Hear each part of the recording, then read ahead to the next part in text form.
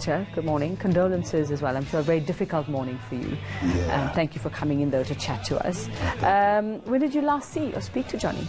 You know, it is, I must say, just over a year, because, you know, actually I did the last concert with him at the Joburg Theatre. I was doing a concert and he came and he brought Sipam Kunu with, and we had a great time, you know, and always, you know. So, but to see him, it was actually just after Brahim Masugela passed, we were together there, and I saw him, and you know, he was still upbeat, but you could see that the struggle is too big. The illness was taking its toll. Yeah, it was too big. Yeah. So you've performed around the world on many occasions with Johnny. Yeah. Just, you know, your best memories, your best memory for you, or what you will remember him as for you from those performances, and then your friendship as well. You know, I just remember one thing. Whenever Johnny was on stage, it felt like as if, you know, all of us were on a Johnny high, if you can call it that. And you know, he had this energy that just really, you know, it reverberated with people and with all of us. And you know, because he was not a superstar, he was one of us. Yeah. You know, and so it has always been just one of those where whenever you're on stage with him, it's such a pleasure to be on stage with him, and it's just powerful moments all over, you know. You know, I've never met him personally, but he just comes across when you see him and in interviews, and even on stage. I mean, there's no glitz, there's no glamour. He just seems humble and simple. Is that how he lived his life, from what you know? Yeah, you know what? I can tell you something very interesting. The people that when I first met him at his home, even people who are working, or everyone, his driver and everybody, are still the same people he's still with. In other words, he made good relationships with people. Off stage, on stage, everywhere, he's just the same person. And he was always reliable. You could always count on, whenever you go to him, you know who you're going to find. He was real. He was always real. What do you think made Johnny Clegg? What do you think was his biggest, you know, the best thing about him? You know, he didn't just become a musician. He took on the culture, he took on the treasures of who we are as a people, highlighted it, honored it, and respected it, and brought it to the front more than anybody else that I know. I mean, he really gave his best to making sure that we understand what we have in our own country.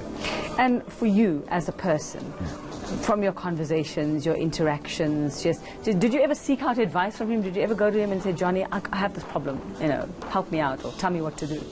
You know, most times, even before you could even ask him any advice, you know, he is already advising. He's the type of person, when he's with you, he always just like wants to part some knowledge, you know, look out for this, like, don't do like other musicians have done when they've done this. And I remember when we were riding in the car for our inauguration, for our first inauguration for President Mandela, he was there, just advice upon advice, and just a caring human being. You know, that's always how I want to always remember him. And just, you know, just preparing for concerts, preparing to be on stage, was he always just calm? Could he get hyped up? Just give us some backstage info. That's what I want. Secrets from backstage. No, I mean, look, our first time working together was an emergency. So I remember that because his bass player got into a car accident 2 days before we traveled to Europe. So when he called me, he was already like, oh man, I'm panicking right now. I don't know how things are going to work. And I was like, no, let's just see how. And so, I mean, because I'd known his music so well, so we managed to get through that. And just going through the rehearsal, he was like, okay, that is off. Now I know I'm all safe. We're all going to have a concert. And Victor, thank you, man. And that was it, you know. And it was very easy to get to, you know, a place of being, I'm good.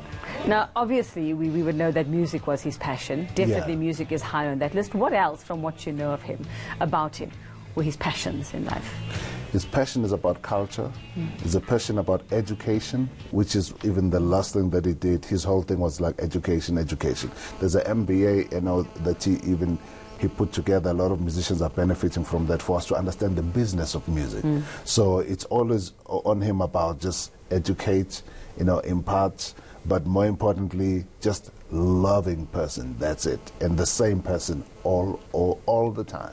Victor, what would be your advice to up-and-coming musicians in South Africa? What can they take from the original White Zulu as they go forward? I would say to them, take a page on the man who put everything, worked hard, and also had a very good business acumen. You know, I mean, he would always say, "I'm not perfect, but I want to always make sure that I take care of the business," because most times as the young artist, when you're making a lot of money, you actually don't think about that tomorrow you're going to need that money to work for you.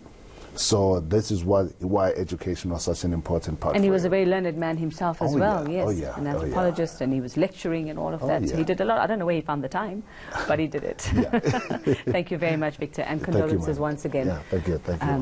And thanks for sharing your memories with us there. That's family friend and jazz musician Victor Masondo, who traveled the world and performed many, many times with the late Johnny Clegg.